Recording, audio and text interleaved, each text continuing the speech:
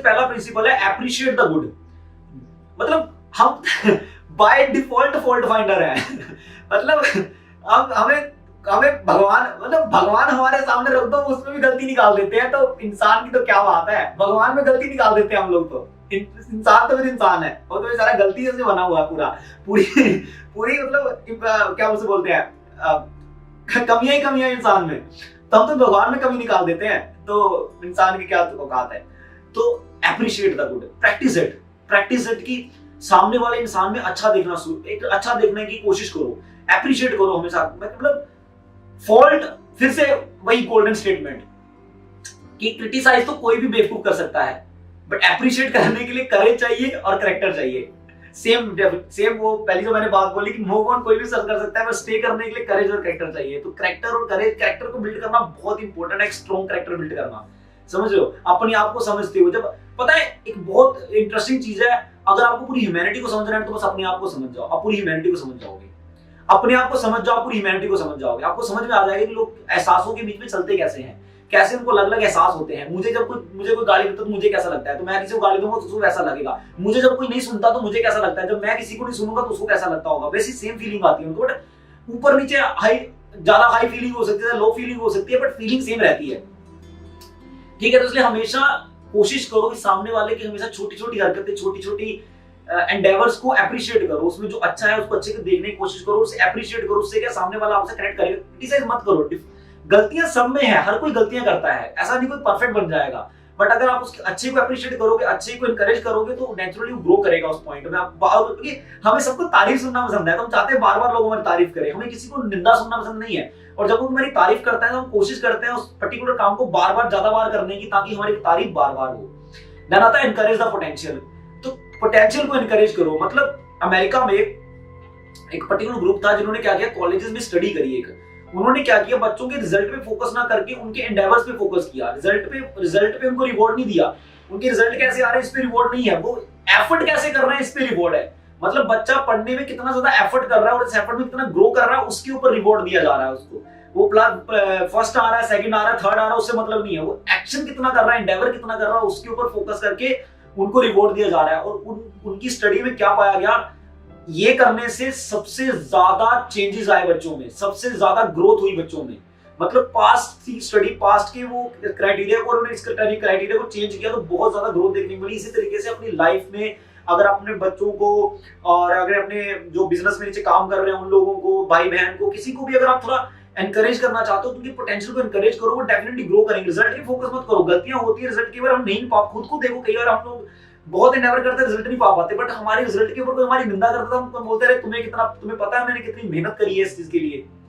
तो उसकी मेहनत को अप्रिशिएट करो, क्योंकि शायद आपके लिए वो मेहनत कम हो सकती है, बट उसके लिए वो शायद बहुत ज्यादा होगी, क्योंकि सबकी कैपेबिलिटी सेम नहीं है ना।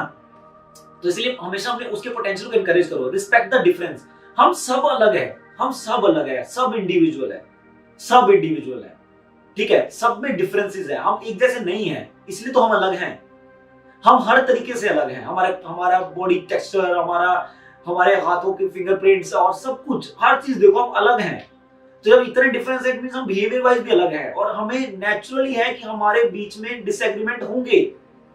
हम डिफरेंट है ना, जिस रिलेशन में डिसएग्रीमेंट नहीं है वो रिलेशनशिप ही नहीं है, वो रिलेशन नहीं है। जिस रिलेशन में डिसएग्रीमेंट नहीं हो रहे ना, किसी फील्ड में भी डिसएग्रीमेंट नहीं हो रहे, वो रिलेशनशिप ही नहीं है, वो कहने के लायक ही नहीं रिलेशनशिप, जहां पे आप डिसएग्रीमेंट को समझ नहीं पा रहे हो। एक और यहाँ पे चीज बताता हूँ, जब भी कभी कॉन्फ्लिक्ट पैदा हो, जब भी कभी लड़ाई झगड़े हो, जब किसी एक बात पे आप दोनों लोगों के अलग अलग मत हो, तो अब तब क्या करना है, तब क्या सोल्यूशन होता है, तब सोल्यूशन होता है थर्ड डिसीजन पे पहुंचना। जब भी आप लोग किस एक पॉइंट के ऊपर अलग अलग ओपिनियन हो, डेफिनेटली ओपिनियन हो सकते हैं, एक पॉइंट पे दो लोगों के अलग अलग ओपिनियन हो सकते हैं, जरूरी नहीं कि हर बार ओपिनियन मैच करे, बट क्योंकि आप रिलेशनशिप में हो, आप लोगों को साथ में रहना है, तो कोशिश करनी है थर्ड ओपिनियन पे पहुंचने की, जिसमें दोनों को फायदा हो। ऐसा नहीं कि लड़ने लग जाना, नहीं तुम्हें मेरी बात ही माननी है, नहीं तुम्हें मेरी बात ही माननी है, ऐसा भी नहीं करना है कि आप बोलोगे ठीक है मैं सैक्रिफाइस कर लेता हूं मैं, तो उससे क्या विन लूज वाली सिचुएशन हो जाती है, आप लूज कर जाओगे वो जीत जाएगा, तो उसमें क्या एक बंदा हार जाता है। ठीक है, विन विन में सिचुएशन में रहना है हमेशा, विन।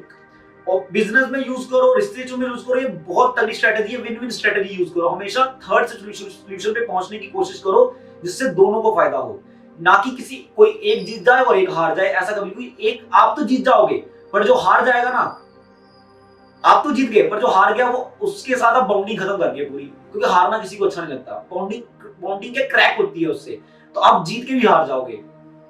Tolerate the unchangeable. कई बार हमारे बिहेवियर में ऐसी चीजें होती है जिसको चेंज नहीं कर सकते हम लोग। हम कोशिश करते हैं कि हम क्या करते हैं, जैसे माँ बाप के आज पेरेंटिंग का सबसे बड़ा इशू क्यों है, पेरेंटिंग का सबसे बड़ा इशू क्यों, पेरेंट क्या करते हैं, बगल में लोगों को देखते हैं, एक इमेज बनाते हैं अपने बच्चे के अपने माइंड में, और फिर उसी इमेज के साथ उस बच्चे को देख रहे हैं। उस बच्चे को एज इट इज नहीं देख रहे, उस इमेज के साथ उस बच्चे को देख रहे हैं, बट वो बच्चा उस इमेज में उतर नहीं पा रहा है।